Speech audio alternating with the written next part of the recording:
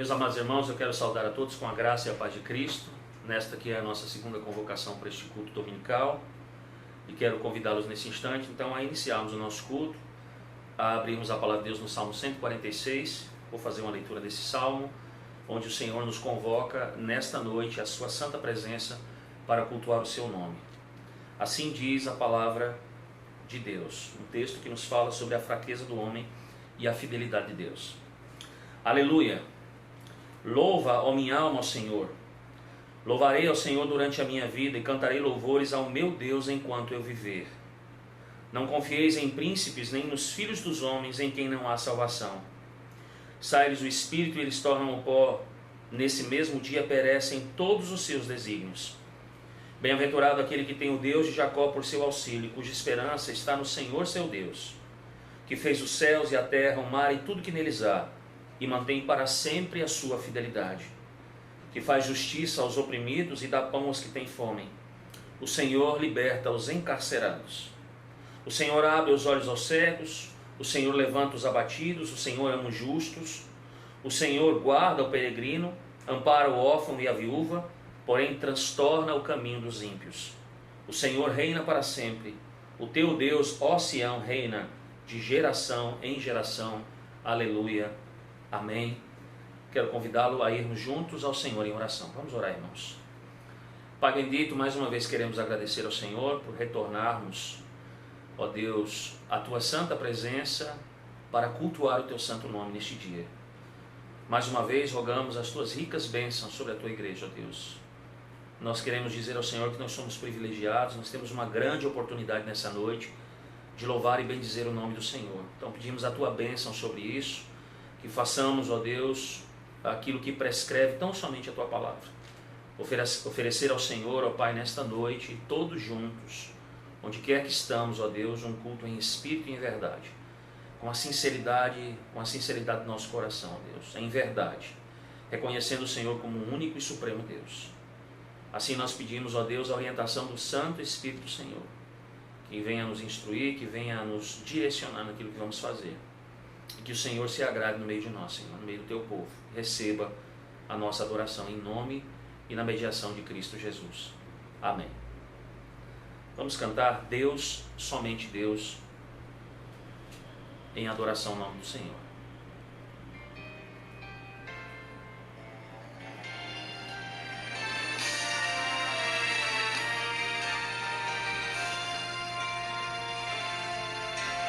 Deus, somente Deus, criou o mundo e o que nele há.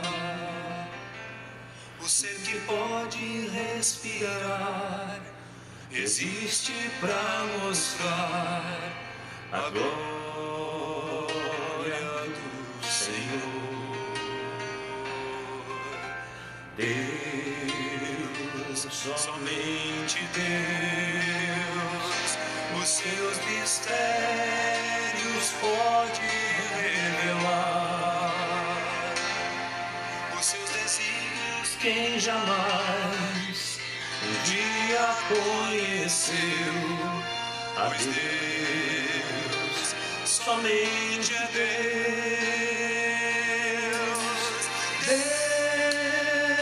somente Deus domina o trono do universo. Que a voz da criação se erga para dar louvor somente a Deus.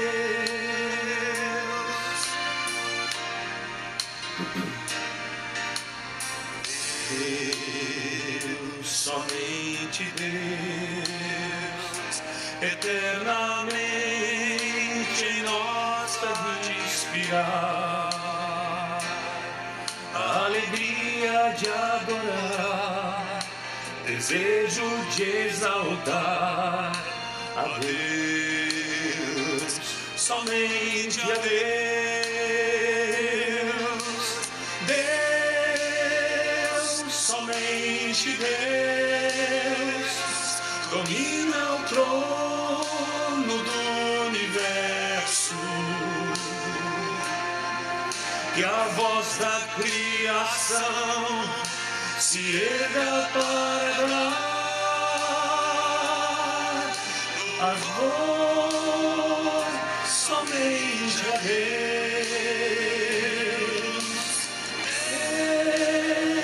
somente Deus domina o trono do universo, que a voz da criação se erga para dar louvor somente a Deus.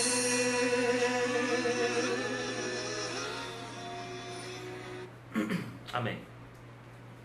Eu quero convidar mais uma vez, abrimos a palavra de Deus agora no Salmo 121. Vamos abrir no Salmo 121. E mais uma vez, eu peço aos irmãos que acompanhem a leitura da palavra de Deus. Um salmo que nos fala sobre a fidelidade de Deus guardando os homens. Eleva os olhos para os montes, de onde me virá o socorro. O meu socorro vem do Senhor que fez os céus e a terra. Ele não permitirá que os teus pés vacilem, não dormitará aquele que te guarda. É certo que não dormita e nem dorme o guarda de Israel. O Senhor é quem te guarda, o Senhor é a tua sombra à tua direita. De dia não te molestará o sol e nem de noite a lua. O Senhor te guardará de todo mal, guardará a tua alma. O Senhor guardará a tua saída e a tua entrada, desde agora e para sempre. Amém e amém. Vamos orar mais uma vez ao nosso Deus. Vamos fazer uma oração de ações de graças e súplica. Senhor, nós queremos agradecer ao Senhor por este dia, pelo privilégio que nós temos pela segunda vez de cultuar o Teu santo nome. E pelo privilégio, ó Deus, de sermos filhos do Senhor. Agradecer, ó Deus, porque até aqui o Senhor tem suprido, ó Deus, todas as nossas necessidades. E o Senhor, ó Deus bendito, tem nos conduzido por meio da obra do Espírito Santo em santificação, fazendo, ó Deus, com que nós estejamos andando em teus caminhos, ó Deus, em tuas santas e retas veredas. Deus bendito, queremos agradecer ao Senhor a preservação da nossa vida, queremos louvar e bendizer o teu nome, ó Deus, porque nestes dias, em meio ao caos, em meio, ó Deus, a esses problemas que temos vivenciado, o Senhor tem nos dado a condição de nos aproximarmos como família. Há muitos que talvez não tivessem já há algum tempo, ó Deus bendito, a condição de estarem almoçando juntos, jantando juntos, fazerem o seu culto doméstico, não estiveram dando, ó Deus, mas hoje conseguem fazer isso, dando tempo aos seus filhos, estando com eles, com as suas esposas. Então nós percebemos, ó Deus, que em meio a todas essas coisas, o Senhor tem sido bondoso para com a tua igreja. O Senhor tem fortalecido os nossos lares e assim nós esperamos que o seja, Senhor. O Senhor tem, ó Deus, feito maravilhas no meio de nós. E não apenas como aqui citamos pela manhã, com as bênçãos terrenas, temporais, que de fato, segundo o conselho da tua boa mão, da tua vontade, da tua providência, o Senhor tem nos conferido, mas principalmente, ó Deus, porque não tem nos deixado faltar a pregação do Evangelho, porque mesmo em meio às dificuldades em que estamos vivendo, não tem, ó Deus, nos privado de cultuar o Senhor, de podermos, ó Deus, orar juntos em espírito ao Senhor, buscarmos ao Senhor. Não estamos aqui enfrentando nenhum tipo de guerra com uma outra nação, embora estejamos sim numa batalha contra algo que nós nem sequer vemos, mas o Senhor é aquele que tem nos sustentado, que tem nos dado forças, que tem alimentado, ó Deus, a nossa fé. Pedimos ao Senhor, ó Deus, e agora a nossa súplica, que torne a nossa fé mais robusta, os nossos corações, ó Deus, mais voltados, ó Deus, para a tua vontade, para o teu reino, para a tua obra, ó Deus, na qual nós somos chamados para realizarmos nesse mundo. Ajuda-nos, ó Deus, a em meio a isso tudo, sermos fortalecidos, a olharmos para o Senhor, a voltarmos os nossos olhos para o Senhor, a compreendermos definitivamente que em todas as coisas nós dependemos do Senhor. Suplicamos pela nossa igreja, suplicamos pelos irmãos que estão enfermos, que estão abatidos. Há irmãos, ó Deus, talvez não na nossa igreja, mas em outras, que estão afastados dos seus cônjuges por motivos de trabalho e porque estão confinados em seus lares, não podem estar juntos. Alguns talvez estejam em outros países. Abençoa cada um, ó Deus, tem misericórdia de cada um. Mas, ó Deus, pensando naquilo que Tu és, pensando nos Teus atributos que definem quem o Senhor também é, pedimos ao Senhor que faça a Tua obra, que o Senhor trate com cada coração nesse mundo, Senhor, e que o Senhor faça isso com a finalidade de salvar ou até mesmo de afundar mais ainda o homem em seu pecado, porque nestas duas coisas, ainda assim o Senhor é glorificado, ainda assim o Teu nome é exaltado sobre tudo e sobre todos. Então nós suplicamos também, Pai, que no devido tempo o Senhor nos traga, mais do que agora, a compreensão de todas estas coisas, embora a Tua palavra seja extremamente clara sobre muitas delas. Assim nós agradecemos ao Senhor por todos os Teus benefícios, suplicamos sempre a Tua presença no meio de nós, e nós pedimos isso confiados nas Tuas promessas, porque o Senhor não mente, e porque o Senhor não mente, as Tuas promessas jamais falham. Assim nós oramos em nome santo de Cristo. Amém. Eu quero convidar os meus amados irmãos mais uma vez para abrirmos a palavra de Deus agora em Filipenses, no capítulo 4, e eu vou falar apenas em 2 versículos nessa noite, os versos 6 e 7. Então, Filipenses capítulo 4, por favor, versos 6 e 7 é o texto da nossa meditação nessa noite. Filipenses capítulo 4, versos 6 e 7. Diz assim a palavra de Deus: Não andeis ansiosos de coisa alguma. Em tudo, porém, sejam conhecidas diante de Deus as vossas petições, pela oração, pela súplica, com ações de graças. E a paz de Deus, que excede todo entendimento, guardará o vosso coração e a vossa mente em Cristo Jesus. Amém. Senhor, nos abençoa mais uma vez, quando estaremos expondo a Tua palavra. Me usa, ó Deus, para falar com Teu povo, com todos aqueles que estarão depois assistindo. Ó Deus, que o Senhor possa abençoá-los e usar a palavra desta noite, ó Deus, para edificá-los, para acalmá-los, para dar-lhes força, estimular confiança, ó Deus, somente no Senhor.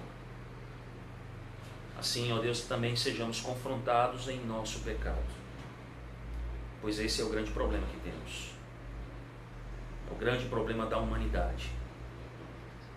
Alguns já tiveram esse problema, esse grande problema, resolvido em Cristo Jesus. Outros precisam ainda contarem com a graça de Deus sobre as suas vidas. Nós suplicamos e clamamos, ó Deus, que a palavra desta noite possa alcançar a quem quer que o Senhor deseje, para que vidas sejam edificadas e vidas sejam salvas e trazidas a Cristo Jesus. É no nome dele que oramos e agradecemos. Amém. Meus amados irmãos, hora ou outra nós nos deparamos com pessoas que têm medo de voar. Eu já conheci pastores, inclusive, que têm medo de voar, não é? Hoje já não tem mais, graças a Deus. As pessoas que até gostariam de experimentar a sensação, porventura, de saírem do chão, sentirem todas as emoções que são descritas por aqueles que já voaram, não é? Todas as emoções e a experiência que algo como isso poderia lhes fornecer. Mas muitas não têm coragem. Conta-se uma história de uma família que teve que enviar um de seus membros mais idosos para um outro lugar e enfrentou exatamente esse problema. A avó, nesse caso, estava muito confiante, não estava, na verdade, muito confiante com a ideia de sair do chão, ou seja, de voar. mas ainda assim ela embarcou em um avião. E quando chegou, na verdade, a época dela retornar para sua família, a família foi buscá-la no aeroporto, um deles, um dos jovens da família, um dos seus netos, perguntou para ela: e aí, vovó, o avião conseguiu te sustentar bem? E aí a vovó respondeu para o netinho, ela disse: conseguiu, embora eu não tenha colocado todo o meu peso nele. É interessante, irmãos, porque muitos cristãos são exatamente assim como a vovó. A verdade é que eles estão sendo completamente sustentados por Deus, mas têm medo de colocar a sua carga, ou seja, de lançarem as suas cargas sobre o Senhor. E vejam que, como resultado, essas pessoas se tornam pessoas atormentadas pela ansiedade e não conseguem, então, muitas vezes, desfrutar da vida. Meus irmãos, poucos de nós somos estranhos à ansiedade. Ela se arrasta por coisas grandes, por coisas pequenas, muitas vezes consumindo, roendo o nosso interior. Certa vez alguém descreveu graficamente a ansiedade, dizendo o seguinte: a ansiedade é um fino fluxo de medo percorrendo a mente. Se ela for encorajada, ela vai cortar um canal no qual todos os outros pensamentos são drenados. Agora, muitas vezes, nós ouvimos frases como estressados, como aquela determinada pessoa teve um ataque ou sofre de um ataque de pânico. Mas vejam que, embora eu discorde da abordagem psicológica do problema, os psiquiatras dizem que a ansiedade é o distúrbio mental mais comum que eles encontram em seus consultórios. E vejam que a lista de coisas que pode estimular, nos fazer ansiosos, é muito longa. Às vezes nós não conseguimos de fato identificar nenhuma razão específica para a nossa ansiedade, mas o fato é que ela está lá, ela está abalando o nosso interior. E se nós não aprendermos a lidar com isso de forma adequada, de forma bíblica, ela pode causar, desenvolver todo tipo de problema. Não apenas psicológico, mas também problemas no corpo, problemas de saúde, o que por sua vez se tornará um círculo vicioso, alimentando mais ainda a nossa ansiedade. Como eu disse, muitas coisas podem nos tornar ansiosos, estimular a nossa ansiedade, provocá-la mais ainda. E veja, nós estamos hoje em um contexto, nós falamos sobre isso pela manhã, que só tende a alimentar ou a inflamar cada vez mais a ansiedade no meio das pessoas. A situação com o coronavírus, irmãos, é grave, nós sabemos disso. Nós estamos cheios de informação com respeito a esse assunto, nós temos informações que são verdadeiras, nós temos algumas que são simplesmente meras especulações, nós temos tantas fakes produzidas, a esse respeito, e para muitos isso só tem aumentado as incertezas, o pânico, e inclusive trazido a ideia de um futuro incerto. Mas você deve se lembrar daquilo que Jesus disse. Você deve se lembrar exatamente aquilo que Jesus disse para aqueles que o seguem. Em João capítulo 4, verso 27, ele diz: deixo-vos a paz, a minha paz vos dou, eu não vos-la dou como dá o mundo, não se turbe o vosso coração, nem se atemorize. E o mais impressionante, irmãos, é em que contexto Jesus pronunciou essas palavras. Jesus pronunciou essas palavras, irmãos, aos seus discípulos, palavras que são extremamente reconfortantes também para nós, na noite mais difícil que ele enfrentou nesta vida, nesta terra, ou seja, na noite anterior à sua crucificação.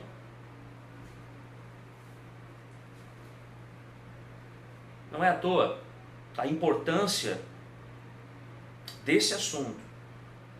E por 7 vezes no Novo Testamento o nosso Deus é chamado de Deus, o Senhor da paz. Essa paz, ela pode ser uma experiência constante de todo e qualquer cristão, mesmo em meio a situações como esta que estamos vivendo. E no texto que nós lemos, apenas nesses 2 únicos versículos, o prisioneiro Paulo nos conta exatamente como. Paulo diz que nós devemos experimentar a paz de Deus em vez de ansiedade. E você vai perceber que Paulo vai elencar aqui 3 palavras importantes nesses versos que revelam exatamente esse tema: ansiosos, oração e paz. E diante disso, Paulo nos mostra 3 coisas que nós precisamos observar. A primeira delas, toda e qualquer ansiedade deve ser abandonada, irmãos. Em segundo, a oração é o procedimento que nos é pedido exatamente para praticar. E em terceiro, a paz é o produto que nos é prometido por Deus. Então nessa manhã, aliás, nessa noite, irmãos, nós precisamos meditar nesse texto, experimentarmos a paz de Deus em vez de ansiedade. Em cada um, e refletir em cada uma destas três coisas que nós precisamos de fato para a nossa vida. E em primeiro lugar, toda e qualquer ansiedade ela tem que ser abandonada. E a razão, irmãos, é porque é pecado. Paulo diz no verso 6 do capítulo 4, vejam lá, logo na primeira parte desse versículo: não andeis ansiosos de coisa alguma. As palavras do apóstolo Paulo aqui, irmãos, nos lembram exatamente as palavras de Jesus no Sermão do Monte. Ali, quando Jesus estava pregando aquele grande sermão, Jesus deixou claro que a ansiedade decorre da falta de fé em Deus e de um foco distorcido nas coisas deste mundo, em vez de no reino de Deus. E mais especificamente, quando nós consideramos então esse sermão, lá nos versos 30 e 34 do capítulo 6 do Evangelho segundo Mateus, nós vemos exatamente isso. Jesus diz assim: ora, se Deus veste assim a erva do campo que hoje existe e amanhã lançada no forno, quanto mais a vós outros, homens de pequena fé? Portanto, não vos inquieteis dizendo que comeremos, que beberemos, ou com que nos vestiremos, porque os gentios, prestem atenção, irmãos, porque os gentios é que procuram todas estas coisas, pois vosso Pai Celeste sabe que necessitais de todas elas. E aí ele diz, esse é o ponto, exatamente esse é o ponto que precisa ser observado por nós. Buscai, pois, em primeiro lugar o seu reino, a sua justiça, e todas estas coisas vos serão acrescentadas. E aí ele diz lá no final do verso 34, portanto, não vos inquieteis com o dia de amanhã, pois o amanhã trará os seus cuidados, basta ao dia o seu próprio mal.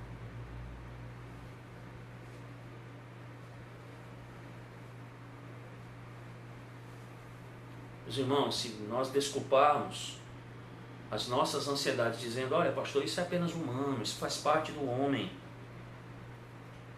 ou se porventura nós disséssemos, olha pastor, diante do nosso contexto, quem não se sentiria assim nessa situação? Ou seja, diante do problema que nós estamos enfrentando, confinados, não é? Quem não se sentiria nessa situação?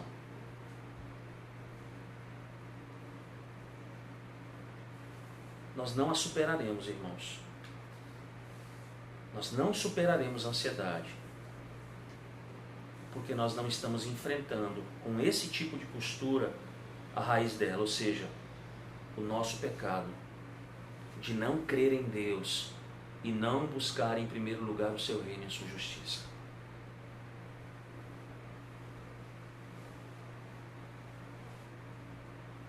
Testemunho cristão, irmãos, de um mundo perdido é um dos principais temas de Paulo em Filipenses. E Paulo quer que os cristãos tenham a alegria de Deus em todas as situações. Não apenas para que eles gozem o Senhor, mas para que sejam testemunhas eficazes de Jesus Cristo. Paulo fala sobre isso no capítulo 2. Em outras palavras, nós devemos procurar primeiro o reino de Deus. Paulo nos ensina isso aqui, não a nossa própria felicidade, irmãos. E vejam, isso tem implicações de ordem muito prática. Se um não cristão vê você como um crente sobrecarregado de ansiedade e cuidado com as coisas desse mundo, ele não vai perguntar como é que ele pode ter aquilo que você tem. Porque ansiedade e alegria são mutuamente exclusivas. Portanto, percebam, irmãos, para o nosso testemunho de Jesus Cristo é imperativo que aprendamos a experimentar a paz de Deus, especialmente diante das provações e especialmente em tempos como este.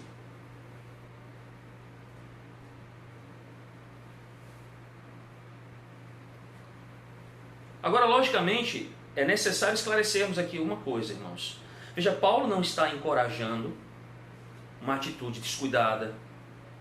Paulo não está encorajando uma atitude despreocupada, irresponsável com relação às pessoas e aos problemas, é o nosso contexto. Mas o que Paulo está dizendo, irmãos, é que os cristãos devem se preocupar profundamente com as pessoas e seus problemas. E além disso, devem trabalhar duro para resolvê-los, ou seja, Nós temos uma responsabilidade. Percebam, como membros do corpo, nós devemos ter um interesse mútuo um pelo outro. Paulo já trata sobre isso com a igreja de Corinto. Paulo menciona a preocupação que ele, por exemplo, carregava diariamente com todas as igrejas. E aqui em Filipenses, no capítulo 2, verso 20, Paulo diz àqueles irmãos que Timóteo também está genuinamente preocupado com o bem-estar deles.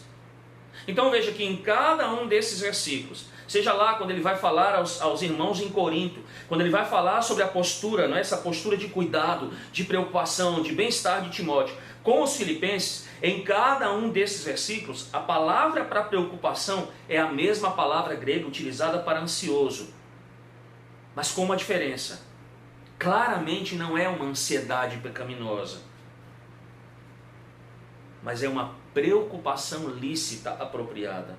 Veja, o que Paulo está dizendo, irmãos, é que é apropriado nos preocuparmos com o nosso bem-estar futuro, na medida em que assumimos a responsabilidade de planejar e agir com vistas a necessidades futuras, mas sempre alinhados com a perspectiva de Deus.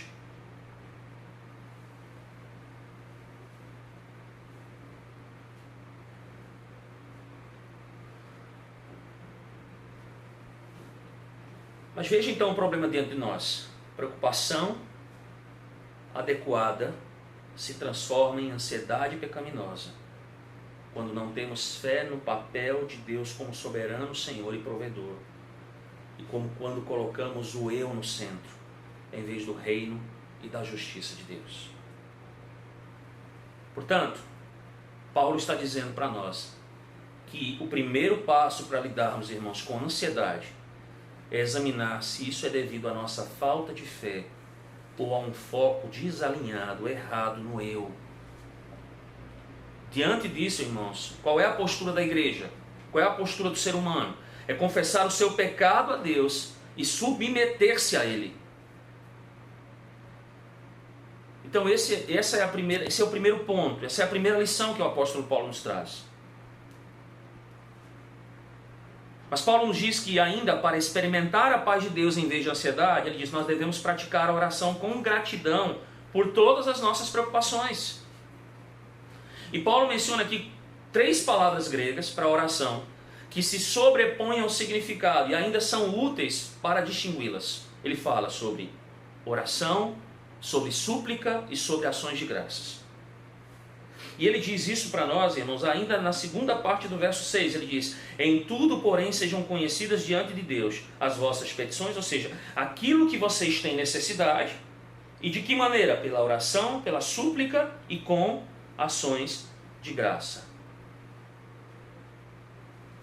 Deixa eu abordar algumas coisas aqui que são importantes nesse versículo. Oração, quando Paulo fala sobre oração, uma palavra que é uma palavra genérica para orar, para oração mesmo, sempre utilizada com referência a Deus, com nuances de reverência.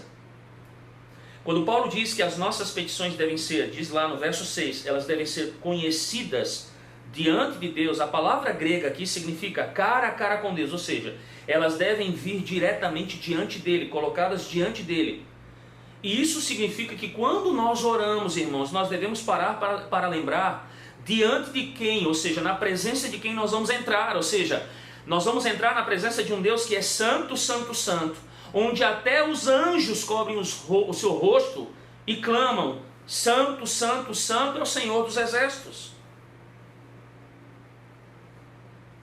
Logicamente sim, irmãos, ele nos recebe em sua presença como um pai recebe os seus filhos.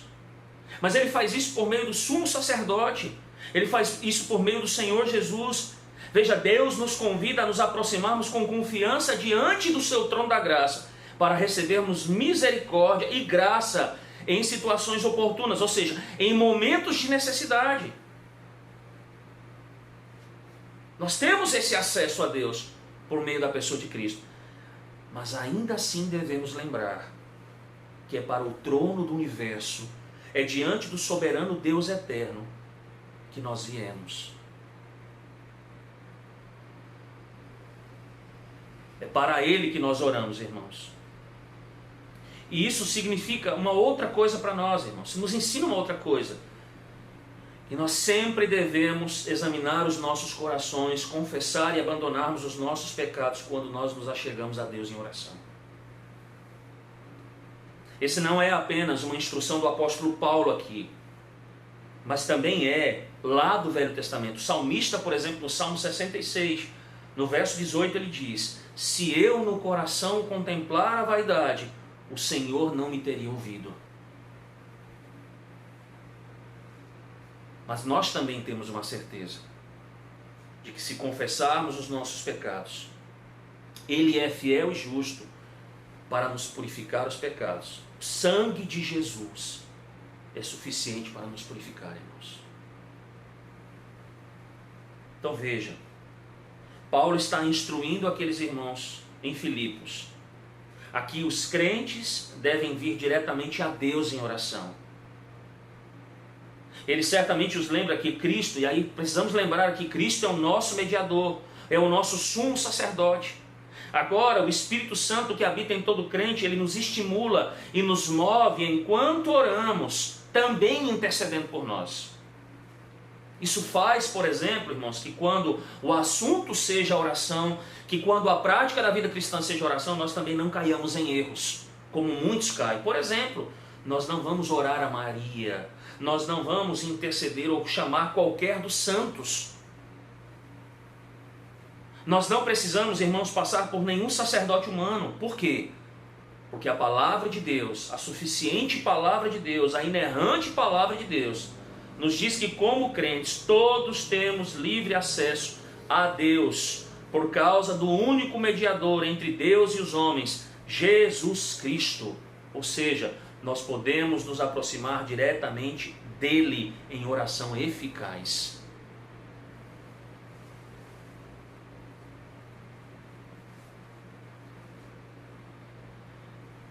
Mas há uma outra palavra utilizada pelo apóstolo Paulo quando ele diz que diante de Deus as nossas petições devem ser conhecidas. Ele fala em primeiro lugar pela oração, mas ele também cita súplicas. E essa palavra também é importante porque ela destaca, irmãos, o senso de necessidade e ela também analisa para nós solicitações específicas. E vejam, você talvez se lembre que às vezes as pessoas perguntam, nós temos muito isso, por exemplo. Eu já ouvi alguém dizer isso: pastor, por que orar, já que Deus sabe daquilo que precisamos? E aí é que eu invoco as palavras de João Calvino, irmãos, porque ele tem certamente algumas das palavras mais profundas e práticas quando o assunto é oração. E ele ressalta lá em suas Institutas da Religião Cristã que tudo o que precisamos deve ser encontrado em Deus e em nosso Senhor Jesus Cristo, em quem o Pai quis que toda a plenitude da sua graça residisse. Calvino vai dizer que é através da oração que nós alcançamos as riquezas que nos são depositadas pelo Pai Celestial. Ele diz que é por meio da oração que isso nos mostra a nossa total necessidade do próprio Deus, e não apenas de certos benefícios temporais. Ele diz que é por meio dela que isso nos coloca em dependência dele para que o busquemos, amemos e o sirvamos, enquanto nos acostumamos em cada necessidade a correr para ele como uma âncora sagrada. Ele diz que é por meio dela que nós somos preparados para recebermos agradecidamente aquilo que ele dá, sendo lembrados de que vem das suas mãos. E vejam, irmãos, ela nos ajuda a meditar em sua bondade, enquanto nos deleitamos com o que ele já nos deu.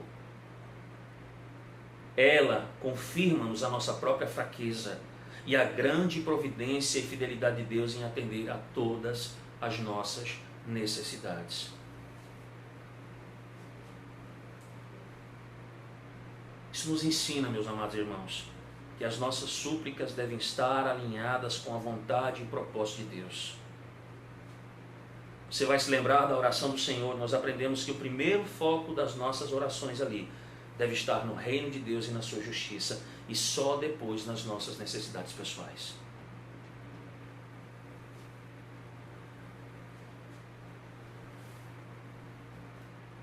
Mas o apóstolo Paulo ainda fala sobre ações de graças. Talvez você seja alguém que esteja ansioso. Então, quando você está ansioso, provavelmente você está em uma situação que causa algum motivo de ansiedade. Nessas ocasiões, a gratidão ela não é automática ou espontânea, mas você precisa fazer isso deliberadamente por meio da fé.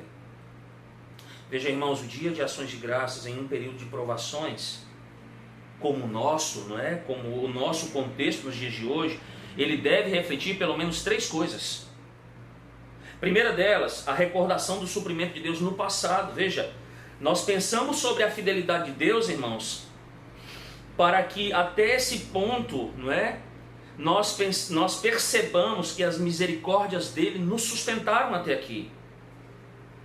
Ele esteve, porventura, conosco, ele esteve com você em todas as provações. Ele nunca te abandonou, ele nunca abandona os seus filhos, mesmo que enfrentemos perseguição ou morte por causa dele. Em segundo, reflete a submissão, a soberania de Deus no presente. Ou seja, agradecer a Deus em meio a uma crise ou provação é simplesmente dizer: Senhor, eu não entendo, eu não compreendo, mas eu me submeto ao teu propósito soberano nessa situação. Eu confio exatamente naquilo que o Senhor está fazendo, porque o Senhor faz todas as coisas de uma maneira perfeita. Ou seja, irmãos, nós não devemos apenas agradecer a Deus quando nos apetecer, mas quando também as coisas não nos apetecem, não nos agrada. Paulo vai lembrar, por exemplo, os irmãos em Tessalônica: em tudo dai graças, porque esta é a vontade de Deus em Cristo Jesus para convosco.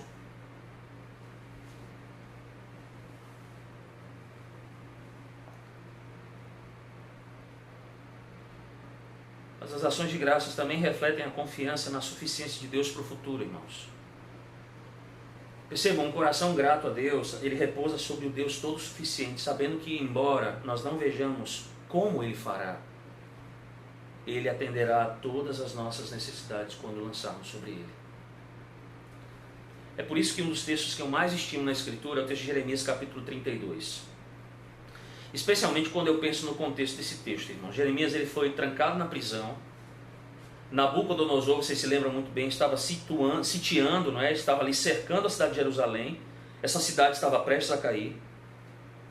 E nessa situação o Senhor disse a Jeremias que ele fizesse algo que talvez as pessoas pensassem o seguinte: rapaz, só pode estar louco. Ou seja, Deus mandou Jeremias comprar um campo do seu tio. E todos nós sabemos, irmãos, que quando uma nação está para ser invadida por outra, ser tomada, por exemplo, pelas mãos de um governante autoritário, pelas mãos de um tirano, ninguém vai investir seu dinheiro em patrimônio físico, comprar imóveis. Mas Deus tinha seus propósitos. Deus queria mostrar ao seu povo que casas, que campos, que vinhedos seriam novamente comprados nessa terra. Ele mostra isso no capítulo 32, verso 15, ali do livro de Jeremias.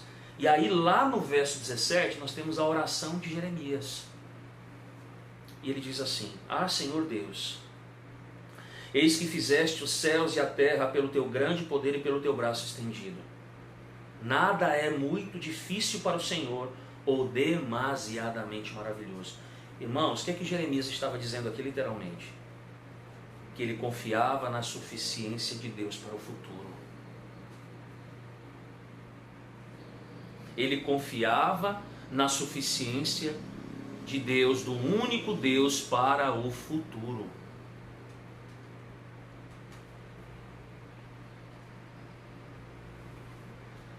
Paulo termina então, irmãos, nos mostrando que para experimentarmos a paz de Deus em vez de ansiedade, nós devemos repousar sobre a promessa de que nós receberemos uma paz incomparável de Deus quando nós oramos. E ele diz isso lá no verso 7, ele diz: E a paz de Deus, paz que excede todo entendimento, guardará o vosso coração e a vossa mente em Cristo Jesus. Vamos observar esse texto, esse versículo com muito cuidado. Ele diz: E a paz de Deus que excede todo entendimento, guardará o vosso coração e a vossa mente em Cristo Jesus. Irmãos, essa não é uma paz psicológica. Ela não é uma paz obtida através de técnicas de enfrentamento. Vejam, há até mesmo psiquiatras autodenominados cristãos que mencionam, por exemplo, como eu falei aqui anteriormente, tipos de senso comum, de métodos psicológicos, além do chamado método espiritual, que você pode aliviar, você pode utilizar para aliviar a sua ansiedade. Inclusive escolhendo uma determinada frase, não é? Que serve, dizem eles, em suas repetição, para cuidar, para curar, na verdade, para tratar a sua ansiedade. Então, você escolhe uma determinada frase, uma frase de efeito, e porque você vai repeti-la, a sua ansiedade será tratada. Meus irmãos, isso não passa de meditação transcendental disfarçada. Percebam, nesse texto não é isso que o apóstolo Paulo está defendendo. Não é isso, sobre isso que o apóstolo Paulo está instruindo a sua igreja. Paulo está falando de uma paz que não vem do homem, que não vem da concepção humana, da psicologia, da psiquiatria, de coisas que porventura fluem do pecado da humanidade, que está afastada de Deus. Paulo diz que esta paz vem de Deus e que ela nunca está sujeita à ansiedade. Por quê? Porque Ele é o Criador soberano, porque Ele é onipotente, porque Ele é o Senhor do universo e porque nada pega Deus de surpresa. Não foi exatamente essa paz que Jesus prometeu, irmãos? Lembram lá no texto que nós lemos? Eu não dou como o mundo dá. A paz, irmãos, que a igreja conta com ela não é humanamente explicável. Mas louvado seja o nosso Deus, porque essa paz é real. Todo filho de Deus a conhece e sabe exatamente que ela vem somente de Deus.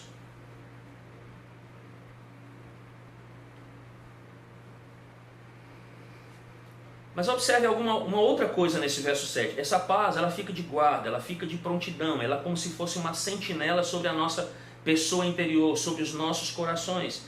Ele diz, esta paz guardará, esta paz que vem de Deus,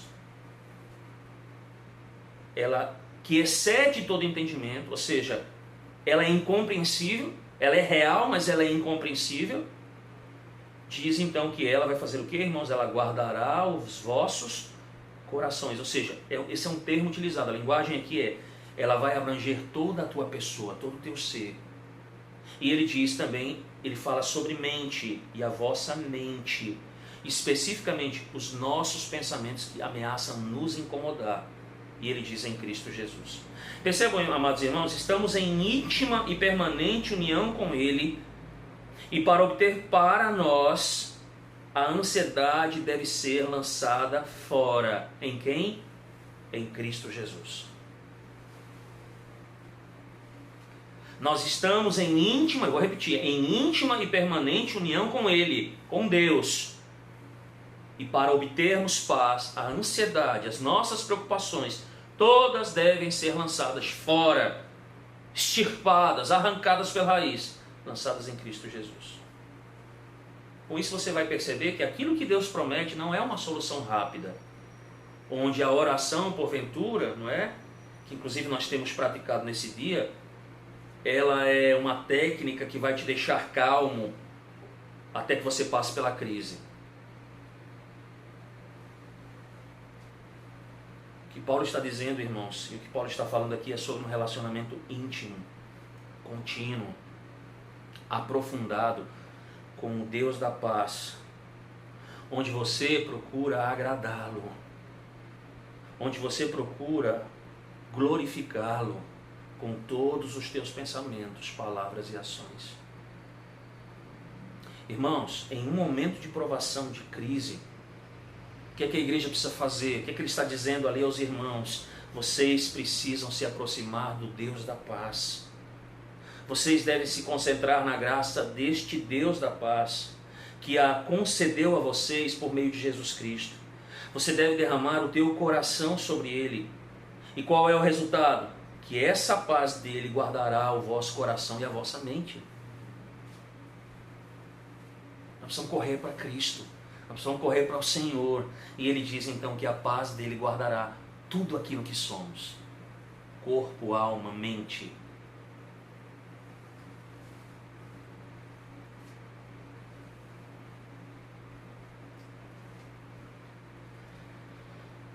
Tendo explicado o nosso texto, eu quero aplicá-lo para nós com vistas ao problema que nós temos enfrentado, irmãos.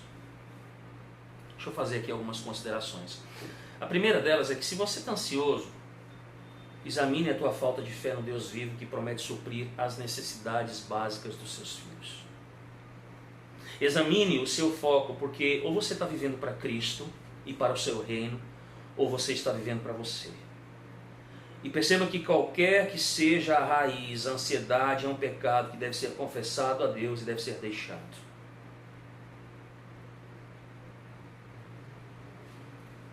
Segundo lugar, irmãos, se a nossa razão para querer nos libertar da ansiedade, das preocupações, é dizer, olha, eu quero me libertar disso porque eu quero ver uma vida pacífica, eu quero ter uma vida agradável, eu quero ser feliz. Perceba, o seu foco ainda está distorcido. O seu foco ainda ele é egocêntrico e, portanto, ele é um foco errado. Vejam, irmãos, muitas pessoas elas vêm a Cristo Jesus porque estão ansiosas. Elas querem a paz, elas ouvem falar de uma paz que só Ele oferece. Mas se essas pessoas não enfrentarem o fato que estão vivendo para agradar a si mesmas e não a Deus, elas simplesmente se estabelecerão em uma vida egocêntrica ainda muito mais profunda, onde agora elas vão utilizar de Deus para a sua própria paz e conforto. E isso vai contradizer exatamente os ensinos da Escritura, e principalmente aqueles ensinos que vieram diretamente do Senhor Jesus. Em Marcos 8, no verso 35, Jesus diz, quem quiser, pois, salvar a sua vida, deve perdê-la. Quem perder a sua vida por causa de mim e do Evangelho, irá salvá-la. Meus irmãos, minhas irmãs, meus amigos, a paz que Cristo oferece é o subproduto, entendam? Esse é o ponto. A paz que Cristo oferece, ela é o subproduto de entronizar Cristo como Senhor e viver para o seu reino.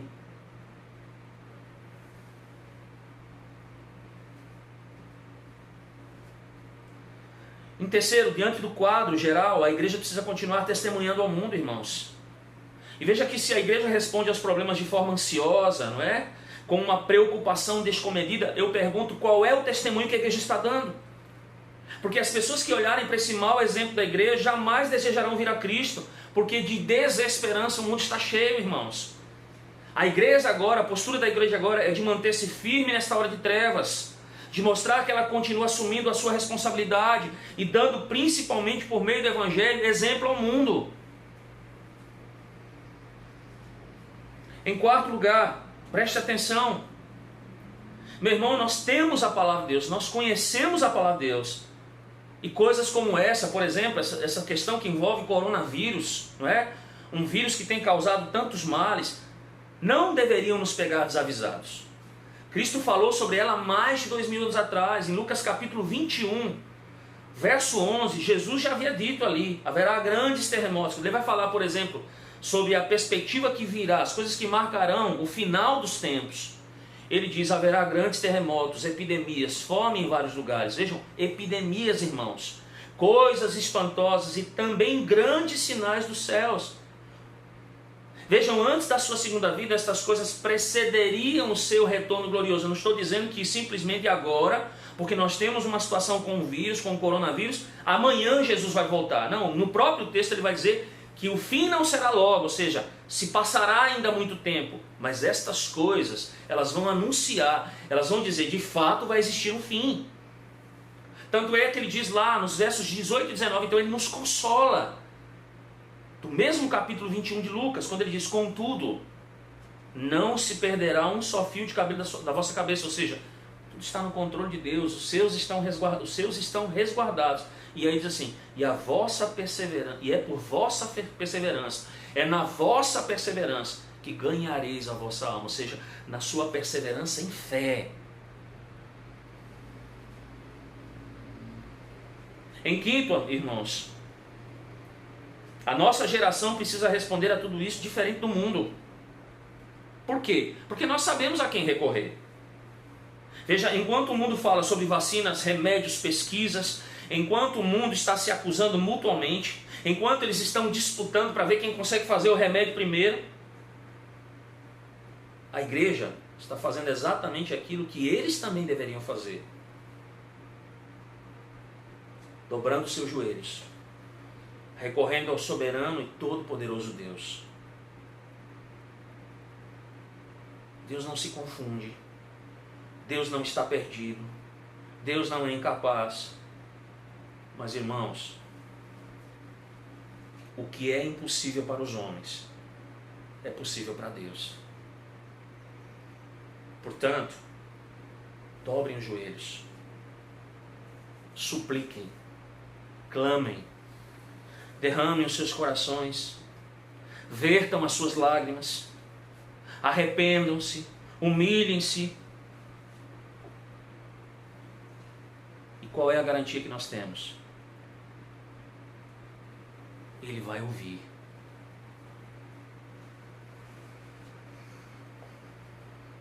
Ele ouvirá, irmãos.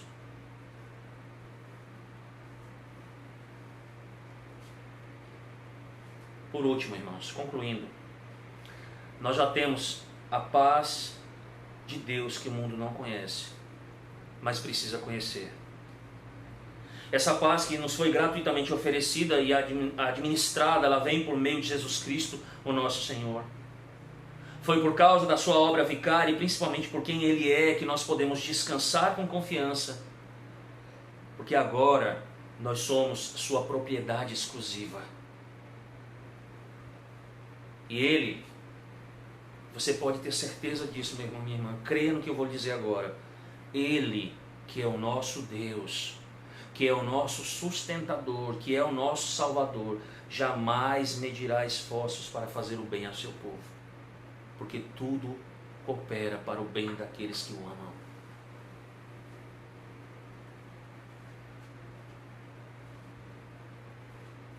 Esta é a postura da igreja. É esse o compromisso, meus irmãos, que nós temos com a palavra de Deus e com o Deus da palavra. Que por meio das suas instruções nós possamos de fato agir, porque nós temos o nosso coração e a nossa mente guardados em Cristo Jesus. Que Deus o abençoe e que aplique a palavra ao nosso coração em nome de Jesus. Amém. Vamos ao Senhor em oração nesse instante.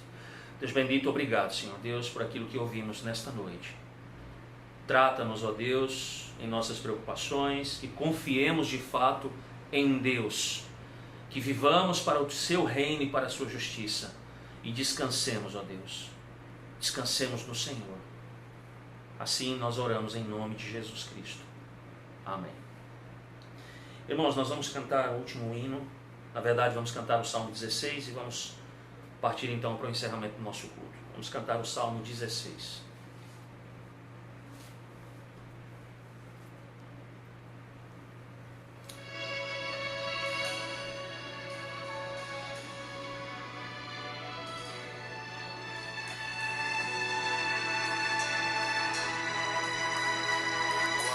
Guarda-me, ó Deus, pois em Ti eu me abrigo.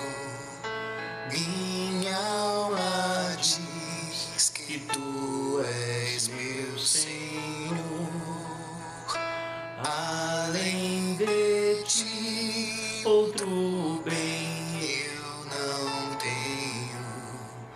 E nos Teus santos está meu prazer. Há muitas punições, penalidades mil, pra quem por Deus trocar o Senhor. Jamais darei sacrifício a tais deuses, a quem meus lábios não pronunciarão.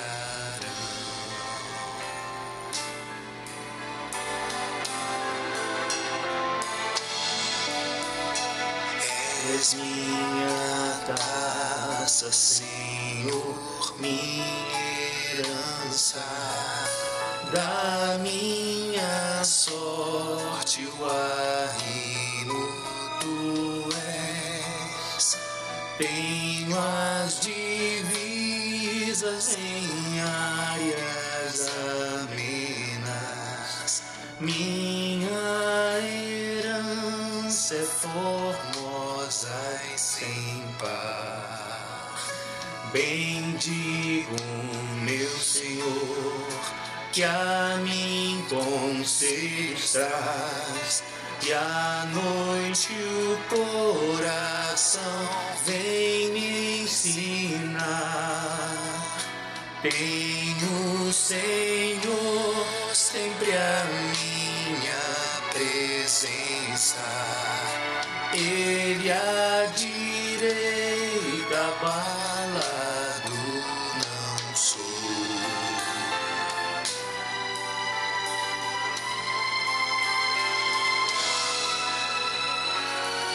Meu coração bem alegre exulta, meu corpo a salvo repouso terá.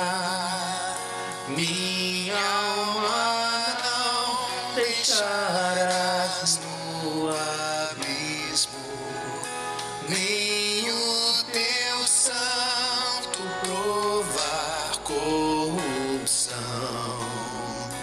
Tu me farás saber por onde devo andar, sim, o caminho da vida enxergar. A pleno gozo na tua presença, na tua destra, delícias sem fim.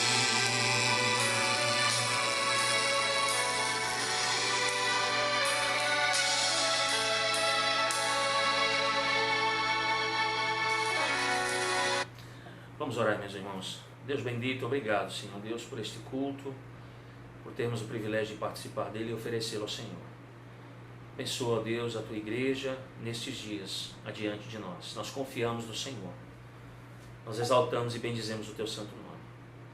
E agora que a graça do nosso bendito Senhor e Salvador Jesus Cristo, o amor de Deus, o nosso Pai, e a comunhão e a consolação do Espírito estejam sobre todos nós e sobre todo o povo de Deus espalhado por toda a face da terra, hoje e sempre.